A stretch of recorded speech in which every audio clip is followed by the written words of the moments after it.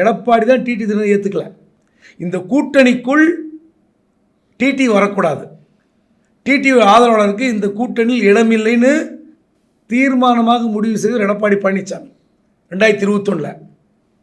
நீங்கள் இப்போ தொடர்ச்சியாக டிடி தினகரன் சொல்கிறார், அதாவது இன்றைக்கு ஏற்றுக்கொள்ள மாட்டேன் என்று சொல்கிறார். நான் பல உதாரணங்கள் என்கிட்ட இருக்குது. டிடி தினகரன் என்ன பேசினார், என்ன பேட்டி கொடுத்தார் என்பது பல ஆதாரங்களோடு இருக்கிறது இன்றளவில். ஆனால் அவர் இன்றைக்கி சொல்கிறாரு, நான் என்றைக்குமே ஏற்றுக்கலைங்கிறார்.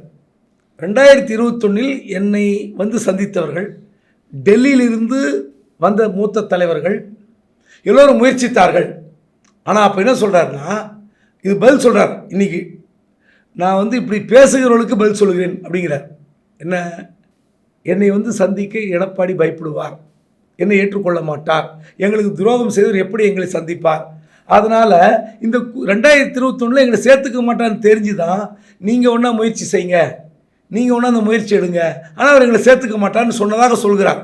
இன்னும் ஒரு படி மேலே, நான் என்னுடைய லெட்டர் பேடில் கொடுத்துருக்கேன், அவர் முதலமைச்சராக இருந்தால் இந்த கூட்டணியில் இருக்க மாட்டேன் என்று என்னுடைய லெட்டர் பேடில் கொடுத்துருக்கிறேன்னு சொல்கிறார்.